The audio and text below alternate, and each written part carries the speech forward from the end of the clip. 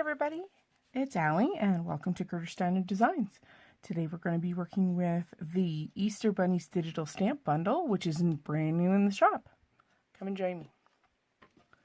Today we're going to be working with some ZIG clean color real brush markers, and so I have a couple of dishes of water just off screen here. I've also got my laminated piece of white cardstock. That way I can use this as a palette. This is a great and inexpensive way to do so. And I've got some watercolor brushes to work with. And today our image has been printed out on to Bristol Smooth white cardstock. So it works really well with ZIG. Let's get started. So I think we're going to work on the sky, the background first. I am going to use my palette, I think, first here. We've got some cobalt blue, and I think I'll put a little bit of cornflower blue down as well. Get my paintbrush moist here, and I'm just going to add water to all of the background so I can just drop in a little bit of color. Our markers today are water-based, so this you basically treat it just like a watercolor pigment. There we go. And a little bit more water on my brush. And we're just going to drop that in. And I'm going to move it around a little tiny bit just to make sure that it gets into those edges.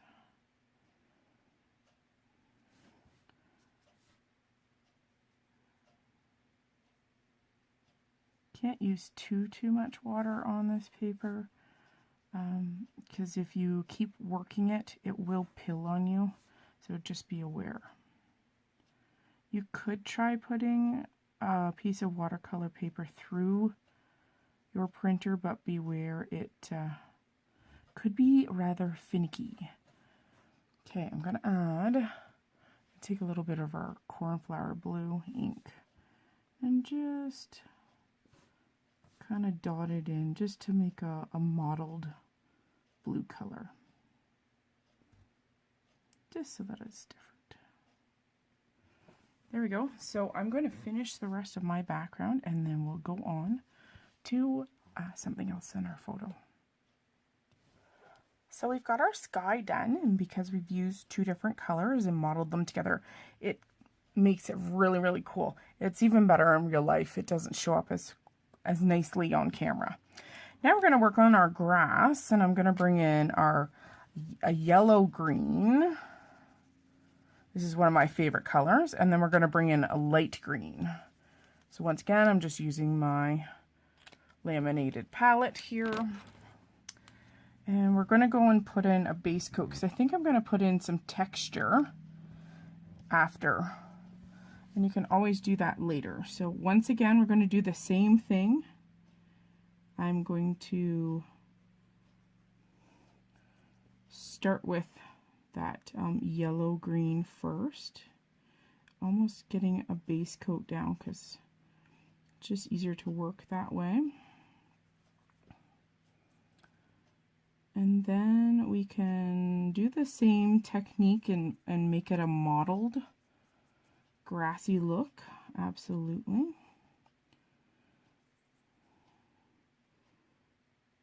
Get into all those blades. So I'll go and put my base coat down and I'll be right back with you guys.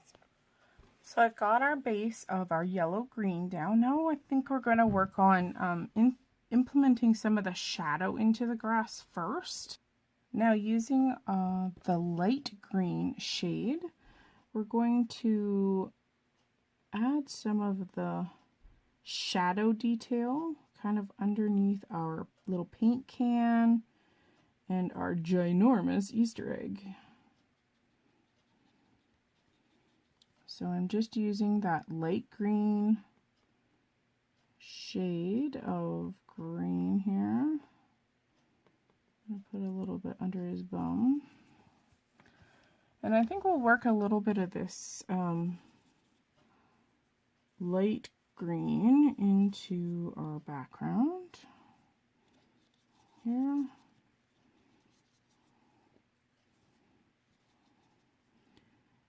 This is a great way to just kind of sit down and have fun with your mediums. Watercolor is a loose form of media, so have fun with this. Doesn't have to be perfect. Just make it your own and just relax and enjoy the process. So I'm just adding a little bit of that light green to some of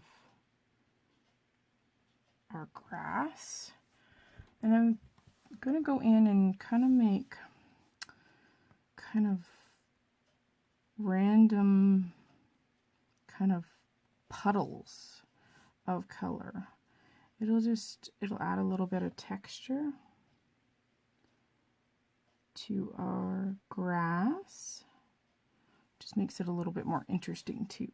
So adding detail to grass, adding kind of our marbled green. Try not to do a line of dots because it looks too perfect.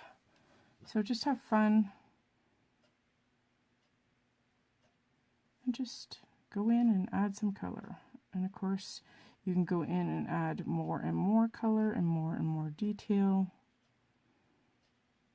It's kind of whatever you make it. All right, I'm going to put on some music for the moment and you can watch me create the bottom.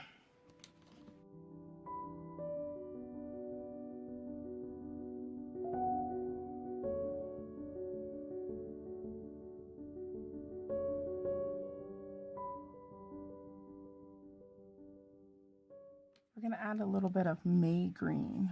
This has kind of a little bit more bluey undertone. I'm going to use it in my shadow area.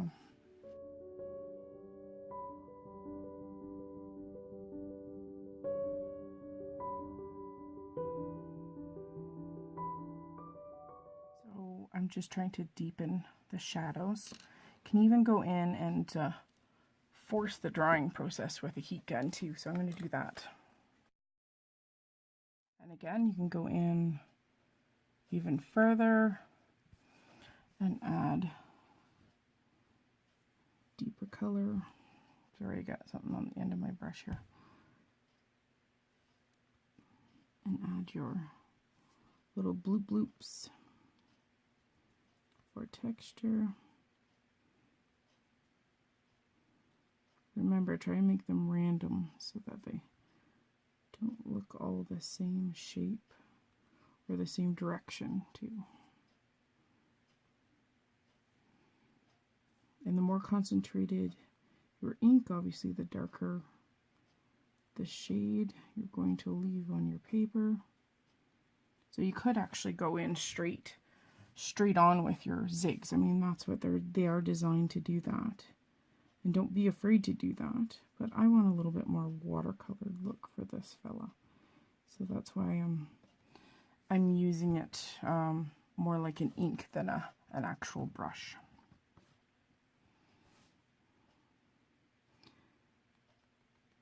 And I think we'll have to add a little bit darker shade yet.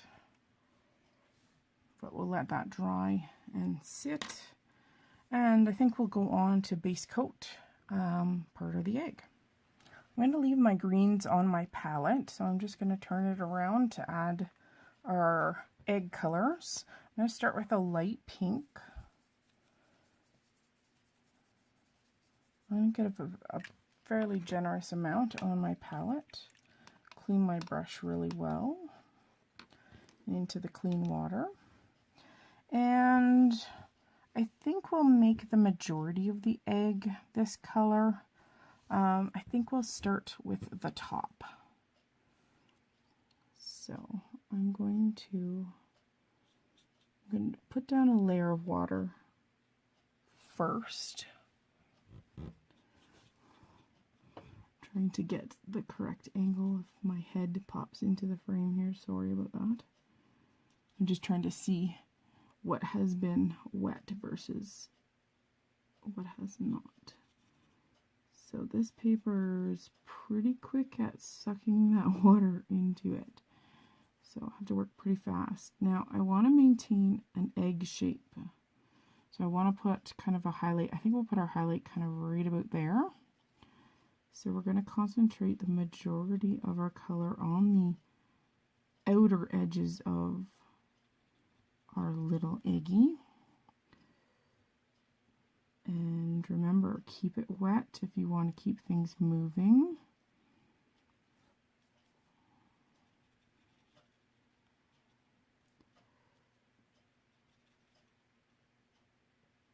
Work it just like watercolor. There we go, and then I'm going to concentrate my ink on those edges.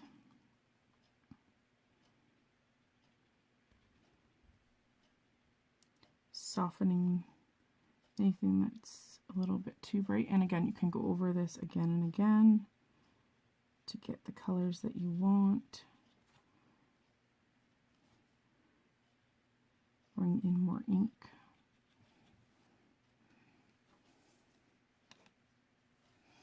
There we go, it's working pretty well. I'm just going to put a little bit more water on it, just so that everything blends. Again, I'm going to take more intense ink and add it to those outsides.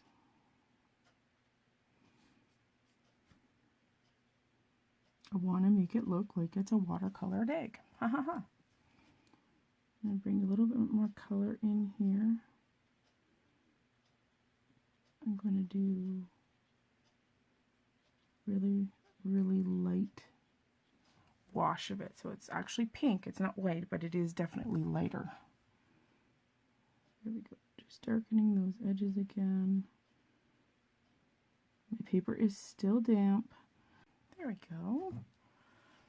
And again, I can come back and do it again.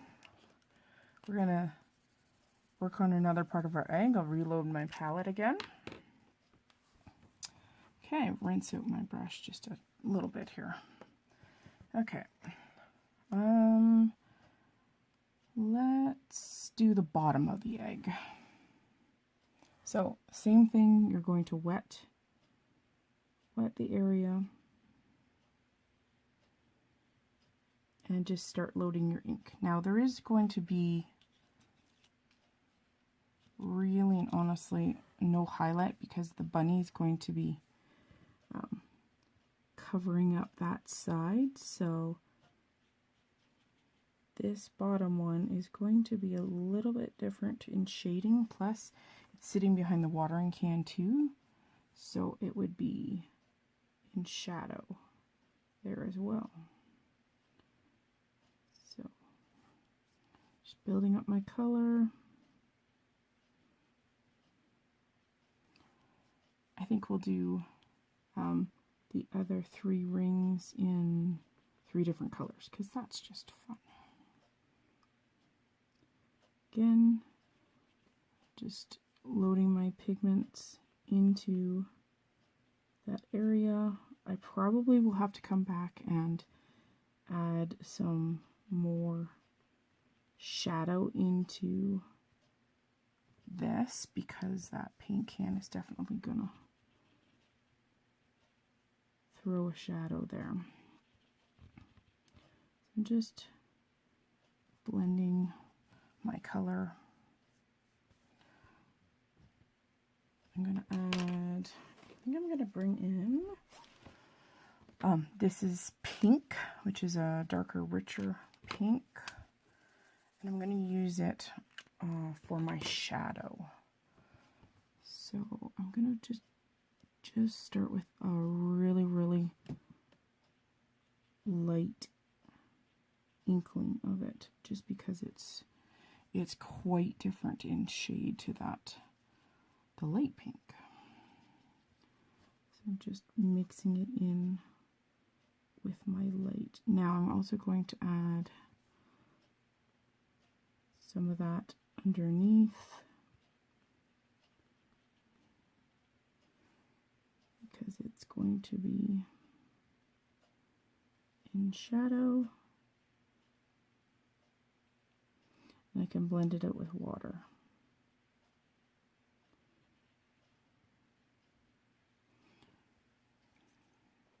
Rinsing out my brush, going back to my pink ink.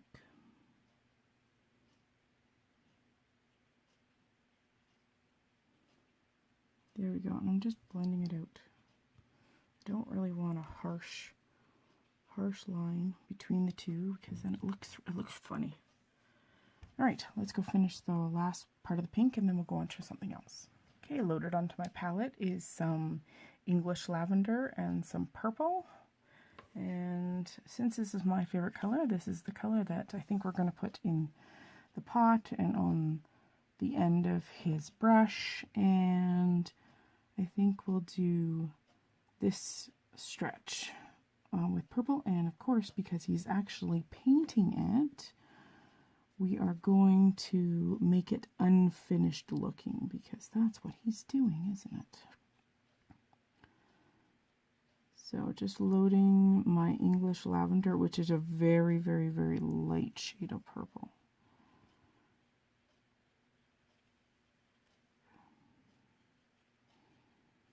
And because he's not finished his lovely artwork here, I'm going to leave it white somewhat.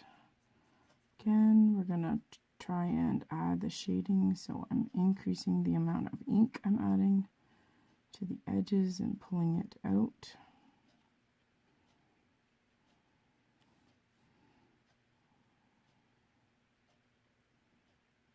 So I'm going to leave it looked unfinished because the bunny is painting it.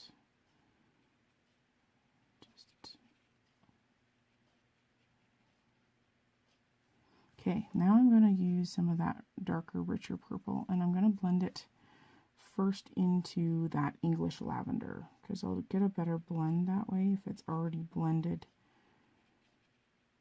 into that ink. We will work in our shadows here.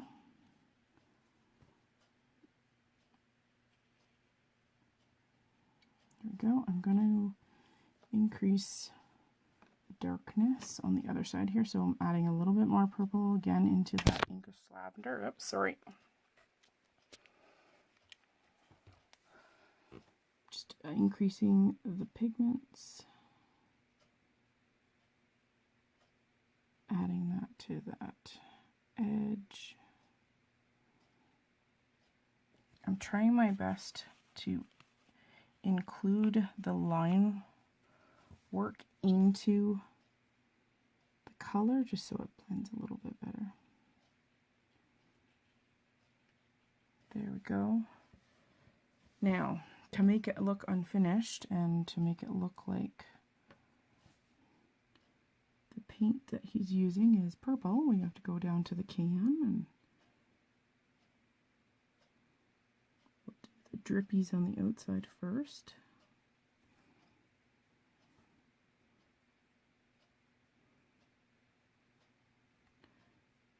And I'm going to assume that he's swished and shaken that can of paint, so all the inside is now purple as well. And of course you can go in with that purple, that darker tone again, and increase the shadow under the lip and inside that can. It'll also help set it apart from the edge as well. So paintbrush to indicate that's the color he's using right now. There we go. Again, I'm just going to darken the underside of the brush.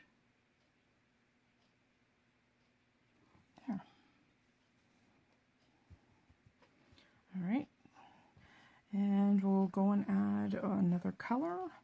I think we'll make it look like the egg is basically finished and he's just finishing off the purple. So we'll go and find 2 more colors, and away we go. Okay, I finished up the egg. For the yellow, I used a base of lemon yellow, and for shading, I used yellow and a little touch of orange. And then for the peachy color, I started with a base of pink flamingo, tea rose, and then for shading, added pink flamingo. And for the paintbrush, I've got just brown. We're going to go on to our can there. I'm going to use some cool grays. So this one is actually listed as gray brown. I'm going to put that on our palette and wet our brush. And I'm going to do the bottom, the largest part of the can first.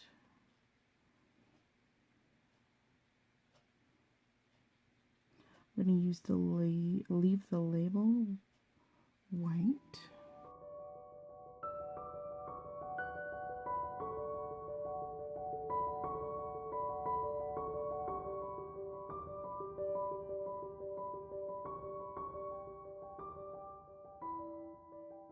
And now we have to decide what we're doing with our bunny. He's so cute white, so I think what we'll do is we'll actually try and paint him white. Now, white isn't always white, correct? So, in order to add shadow, I think we'll use that gray-brown. I kind of like the shade of it. And of course, the more water you use, the lighter it is. So, I've got water on my brush, and I'm just going to go in and add a little bit of water to where the shadows might be. I'm going to use my paper towel because I've got a little bit too much water, so I'm just going to wick it up. And really, really light concentration of our gray, that gray brown. Okay, gonna go in and kind of shade the inside of his ear there. Again, with a light version.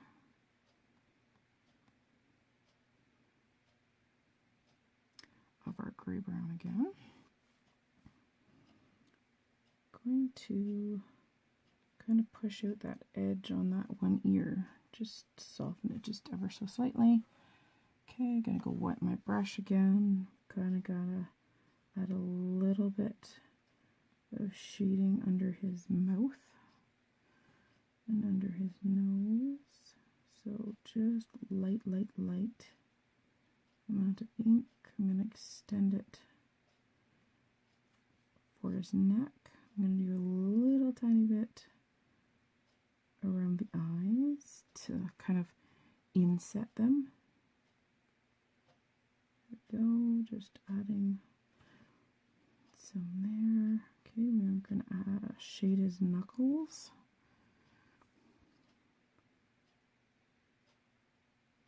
There we go. And then he's going to have a shadow under his arm.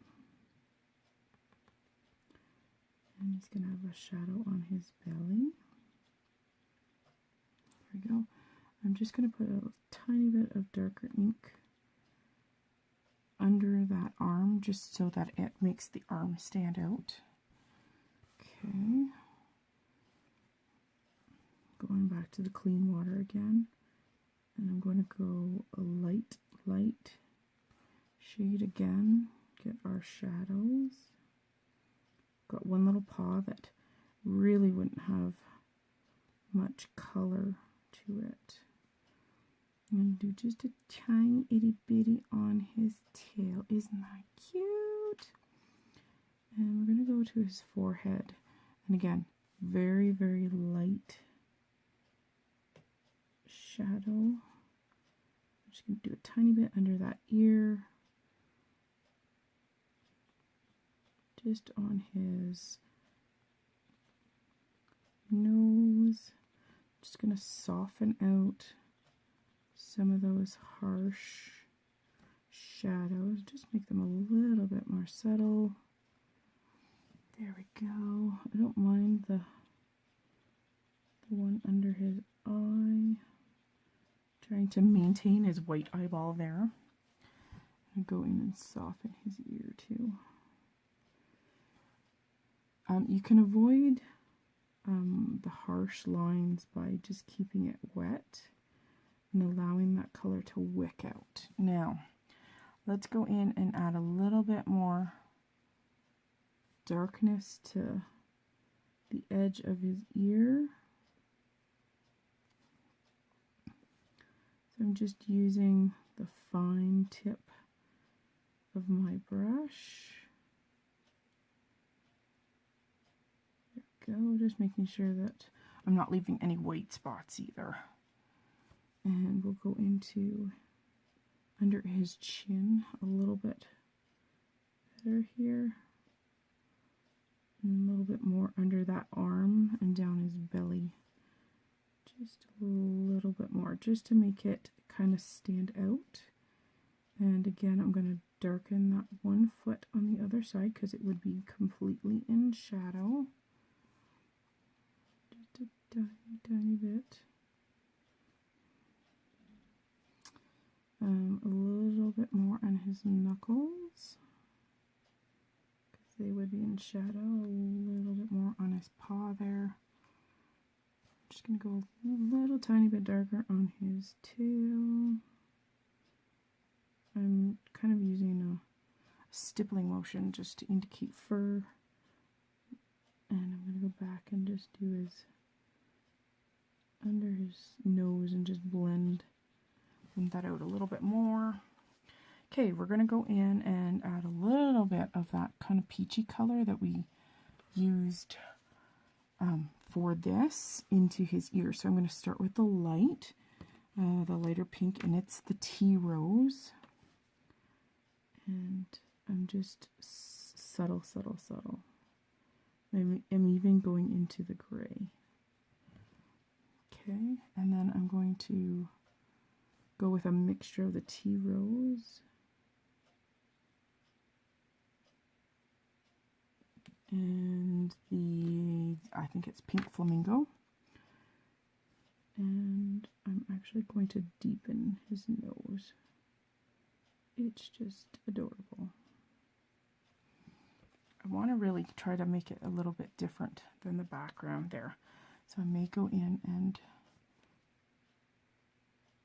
darken this just to make a little bit more contrast. And I think we will soften that edge just a bit with a damp brush. Can go in just a tiny bit in the center there. There we go. I think we're doing pretty good here.